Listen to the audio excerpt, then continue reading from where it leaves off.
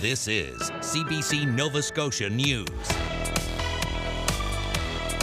We got it wrong, and for that, I'm sorry.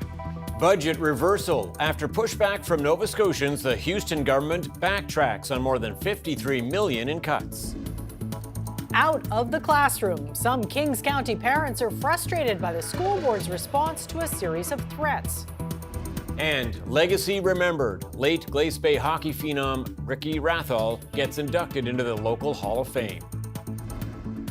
Winds becoming northerly, bringing an abrupt change for temperatures on Wednesday, and a system bringing some showers and a bump up in temps for Thursday. Your full forecast is coming up. Good evening. Premier Tim Houston says his government got it wrong when it comes to some of the cuts to programs and services in his budget. After numerous protests today, the Premier reinstated more than $50 million in grants and funding. But as Michael Gorman reports, that pushback might not be over. After more than 2 weeks of public backlash to cuts in his budget, Premier Tim Houston says he got the message. On some of the decisions, we got it wrong, and for that, I'm sorry. Houston says the cuts to programs that support seniors, people with disabilities, and education for Mi'kmaq and African Nova Scotian people are all being restored. It amounts to $53.6 million of what was to be $130 million in cuts. The Premier says the cuts were made in an attempt to deal with a $1.2 billion deficit, yet he says that process became too clinical. In trying to respond to the financial challenges, we moved too quickly in areas that affect people's daily lives. Opposition leaders say Houston and his government are responding in the face of public pressure. This is a government that went through with cruel cuts, that sent out messaging to their cabinet ministers and MLAs over the weekend to defend and explain those cuts poorly. It's the amateur hour. Every time that we come into this house, it's a new story. It's a different story from a different minister. And, government's created this problem. The government created this problem, and now they're trying to get out of it. That public pressure continued today outside the legislature. While people were heartened by the Premier's announcement, they continue to be concerned about cuts to arts and culture programs. The announcement today, in my opinion, doesn't go far enough. Again, because when we look at these broad programs for arts and culture, we're looking at less spending and less jobs for Nova Scotians in a time when we need that. Houston says his government values the arts and culture sector, but difficult decisions were required to deal with the province's finances. He says more natural resource development and increased federal defense spending will help bolster the province's economy. Michael Gorman, CBC News at Province House. The provincial government's cannabis bill went before the Public Bills Committee Tuesday, where Mi'kmaq grandmother Darlene Gilbert took the opportunity to criticize the province's crackdown on regulated cannabis sellers on First Nations land. The government of Nova Scotia is ignoring our treaties. We can regulate our own. It can be done by chief and council, I believe. It can be done by proper ways if we all work together. She's talking about unregulated sales there. The government bill before the House increases fines and allows peace officers to enforce rules alongside police. Just last week, RCMP conducted inspections at numerous storefronts in First Nations communities, seizing quantities of cannabis and tobacco products. 6 people were ticketed with summary offenses in violation of the Cannabis Control Act. Some parents in a small Kings County community are keeping their kids home after a series of threats targeting their school. Police have determined the threats were not credible and there's no risk to public safety. But as Selena Alders reports, parents say they're disappointed by the school's lack of transparency. There's a volatile world that we live in. There's things happening. It's getting closer to home all the time. So it's a little concerning. Aaron Sweeney's son has not returned to Pine Ridge Middle School since last week because of a series of threats against the school. Parents in the community are frustrated they had to find out about these threats through their kids instead of school officials. Our son come home from school and he told us that there had been a couple different incidents where other students have made some threats to shoot up the school. According to police, an online threat was posted against a school in Kingston on March 2nd. On March 4th, Pine Ridge Middle School sent an email to parents stating inappropriate language or behavior is reported from time to time, and it's taken seriously by administration.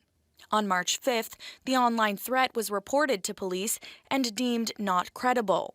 Later that day, RCMP responded to a second threat on school property by a different person. The youth was arrested and released without charges. As a result of this investigation, police learned of a third threat to the school by another youth on February 5th.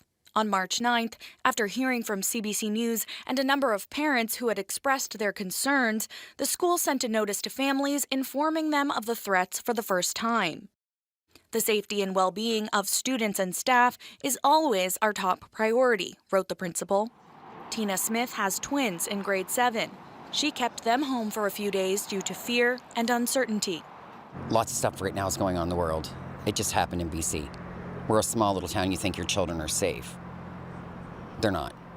She says the whole situation was handled poorly and parents should have been informed right from the beginning.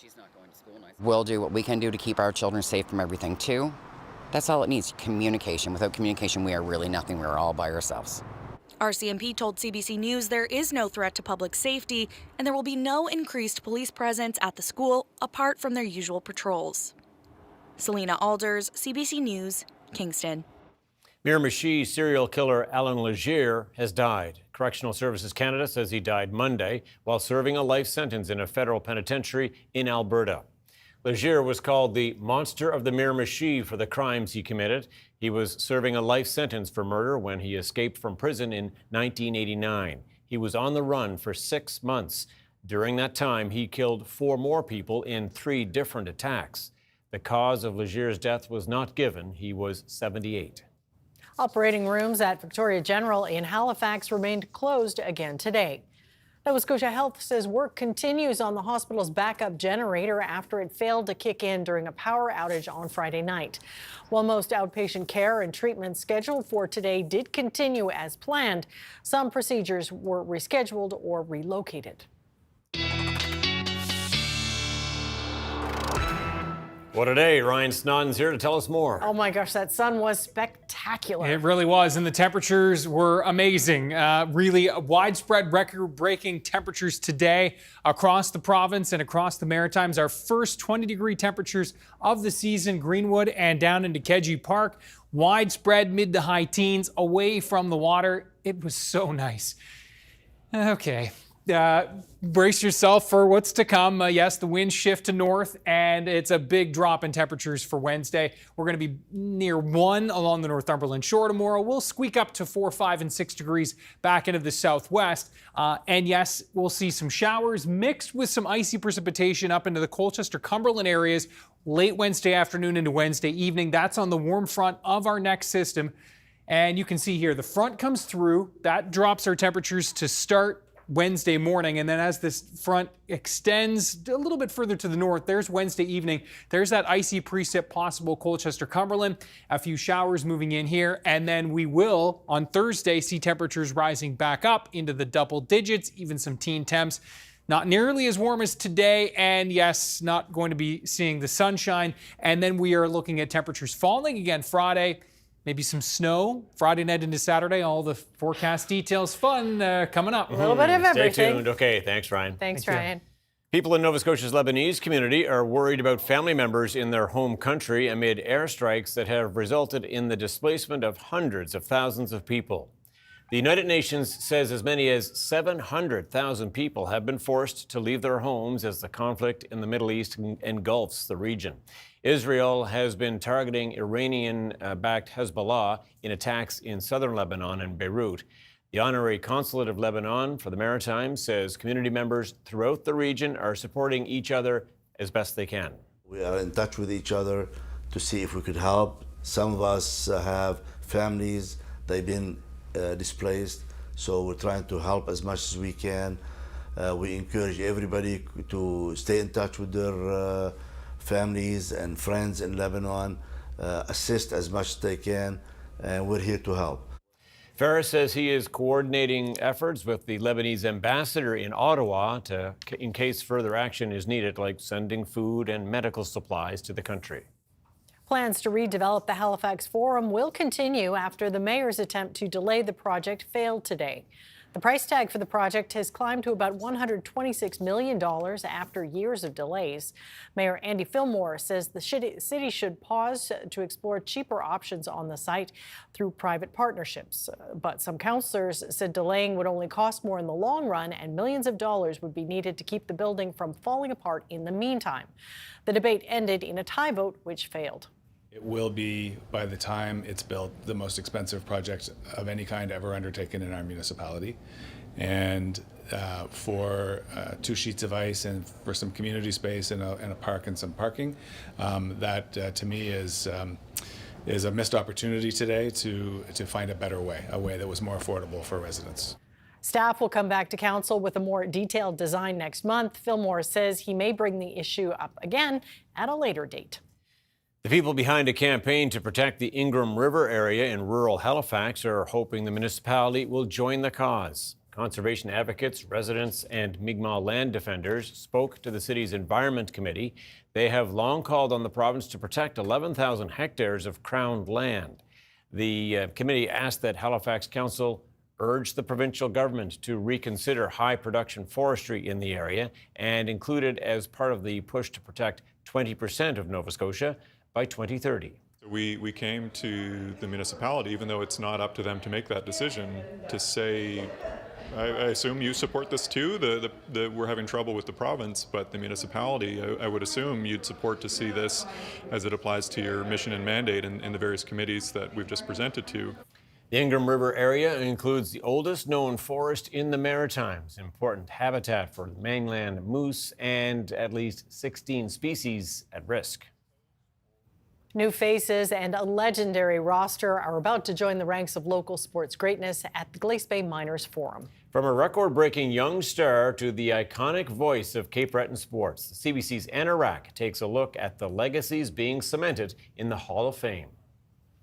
In the Glace Bay Miners Forum, the Hall of Fame is covered in pictures of local sports legends. On March 15th, 2 more people and 1 entire hockey team will be added to the walls. Ricky Rathwall, Dave LeBlanc, a local sportscaster, and a local hockey team from 1972. It's important for the younger generation to remember and to notice, to recognize the achievements of their fathers and grandfathers who came before them. Barb Rathwall and Doris Bourgeois will be at the induction ceremony to remember their brother, Ricky Rathwall. Rathwall played for the Glace Bay Seniors hockey team. During one game in 1983, he finished his shift and collapsed on the player's bench. He was pronounced dead at the hospital shortly after arrival. He was only 22 years old. We're thrilled. It's such an honor. Ricky would have been so proud. Yes. He's probably up there saying, hey! He's probably up there skating around too. Ricky was a fabulous person. He loved to play hockey. He was in all kinds of sports, but he excelled in hockey. And one of his biggest contributions was he scored 3 goals in 21 seconds in the 1977-78 season on January the 8th. The 1972 Metro B's hockey team will also be memorialized in the halls of the Miners Forum. The Junior B team brought players from Sydney and Glace Bay together to form the team, eventually leading to a championship win that same year. The team's captain, Stan McDonald, says a big part of that win was player Dave McLean. He elevated the whole team, and we went on kind of a run, won 10 or 11 games, and then we continued that in the playoffs, and the rest is history, as they say. The final inductee will be Dave LeBlanc, a local sportscaster. He's also known as the voice of the Cape Breton Eagles. Edward says LeBlanc is well loved by everyone in local sport. Dave was literally the voice of sports in Cape Breton. He's a hard act to follow for people coming in his after him, but you know, growing up in the 70s and 80s, everybody listened to the CJCB sports during the 8 o'clock news hour and the 12 o'clock news hour. The induction ceremony will take place on home ice to honor the hockey legends that called the Forum home. Anna Rack, CBC News, Glace Bay.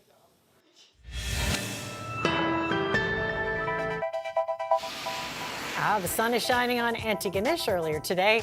Ryan is up next with the weather forecast. Stay with us.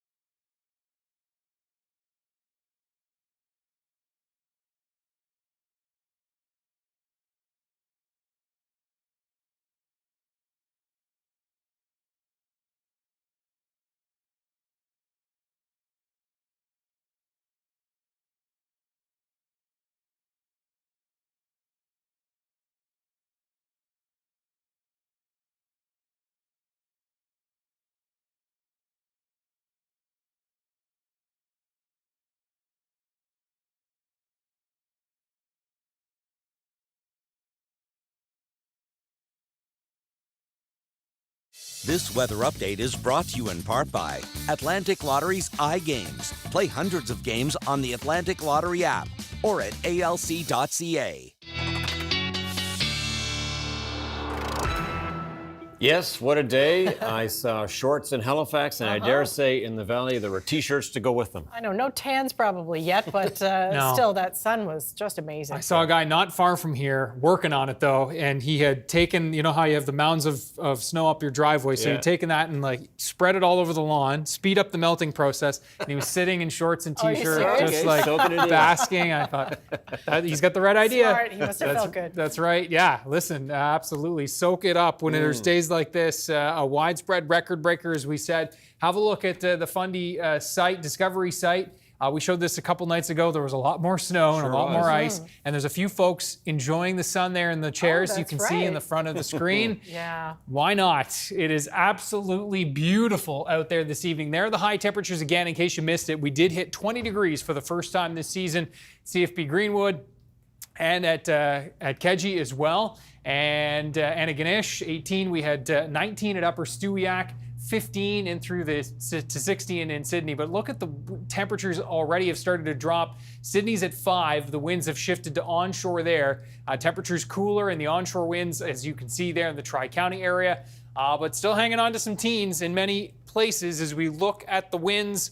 Yeah, they have been generally light today, which has been great. And let's have a look at the weather systems map. And you can see as we back things out, there's our frontal boundary, which is going to be settling in, shifting the winds to north tonight. And that will set the scene for tomorrow and into tomorrow night as this next weather maker moves into the region. Now, forecast models have been shifting north with this. That is key for us here in Nova Scotia. This is going to be an ice storm. Ontario, Quebec, and up the St. Lawrence into New Brunswick as well. But really not looking at a whole lot of ice here across Nova Scotia, though. Cumberland, Colchester, we are watching for you folks. Look at the temperature surging up. It's 28 in St. Louis, just 4 in Chicago, 16 in Toronto, just 2 in Quebec. That is that frontal boundary that will be sinking southward and bringing us back to reality. Tonight, temperatures are going to be dropping into the -1 to -4 range for most. We'll stay on the plus side here in the southwest with those winds becoming northerly. And here comes the front overnight. It is going to be dropping those temps into tomorrow morning. By the time we get to 6 a.m., that's about where we'll be. And then as we move into the noon hour, temperatures will still hover around the freezing mark tomorrow along the Northumberland shore. Just inland, we will get onto the plus side, and then temperatures will be milder here in through the southwest. A chance for some isolated showers here in the west of the province, but this is where we're watching all the mess coming into New Brunswick, and it looks like it's just going to be close enough that Amherst back into perhaps Truro, getting into that icy mess tomorrow afternoon for a few hours, and then this will continue to lift off to the north. But yes, some iciness here along the Northumberland shore even into tomorrow evening. Cape Breton, increasing clouds tomorrow, temperatures 1 to 3 degrees. Will be near 1 to 3 across the Northumberland shore with perhaps a couple of flakes. Antigonish back into New Glasgow tomorrow afternoon, as well as Tatamagouche. Actually, Tatamagouche likely into that ice pellet mix tomorrow afternoon. Truro, just on the outside looking in, I think you folks, but into the evening, the possibility here that does push in for you folks. More likely up towards Oxford and Amherst and Parsboro, and that chance for showers extending back down into the southwest. Now, you folks that are into that icy mix, you will be into the rain as we move into tomorrow night as well. Look at this. There's the freezing rain risk. For the most part, it is Cape Breton, but the northern areas of the province, again, for tomorrow evening. There it is. And then by the time we get to the overnight into Thursday morning, we're all changing over to rain. So it's a few hours, really, that we're looking at and that's primarily tomorrow evening into tomorrow night, that we're looking at that icy mix. And there's the temperatures into the double digits and teens. And yes, then we fall back down to around 2 degrees on Friday as we'll see a few flurries clearing out. Friday night into Saturday, could see some more accumulating snow before we bump over to rain late Saturday into Saturday afternoon and Saturday night. Back down to 2, up to 10 as we do the roller coaster ride right through the week. Tom and Amy. Up and down we go. Okay, thanks, Ryan. Thank you, Ryan. Coming up, people on Prince Edward Island compete in a speed puzzling competition.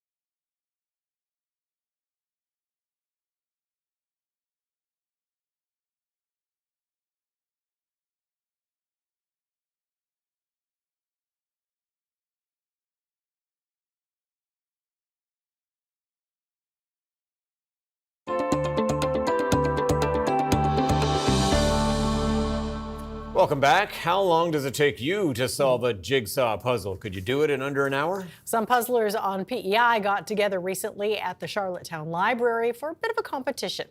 Taylor O'Brien has more. Flip your puzzle over!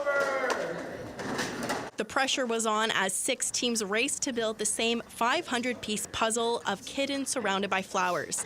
Laura Bulger says that she's addicted to building puzzles, and she'll sometimes stay up until 2 in the morning to finish one. So she says it was great to take part in a puzzle competition with 3 generations of her family. I just like to start one and finish it within 2 or 3 days. My daughter helps me sometimes. The pattern didn't prove to be too puzzling for some participants. This team finished in 47 minutes and walked away as champions. The win came as a surprise to Peter Cudmore. He finds puzzles to be a relaxing activity. Especially after a long day, or maybe like if something's going wrong in life that day, it's just nice to sit down, relax. The puzzle always has a solution, so it's an easy problem-solving thing to do. One of the library employees who helped organize the tournament says puzzles aren't really his thing, but many people are interested in the hobby. During the wintertime, you need things to do that are cheap and fun, and that's where the library tries to come in to, kind of engage with the community and bring people out of the house. McLeod says the library would like to hold another speed puzzling tournament in the future. As for Cudmore and his team, they'd love to defend their championship title, so that event would be a perfect fit. Taylor O'Brien, CBC News, Charlottetown. Okay, if speed puzzling isn't your thing, maybe this next story is. A New Brunswick woman may have just set the world record for stroller running. That's Julia Reed pushing her 17-month-old in a stroller. She ran 1 kilometer in 3 minutes and 17 seconds, shaving 18 seconds off the previous world record. Reed did speed training twice a week to prepare.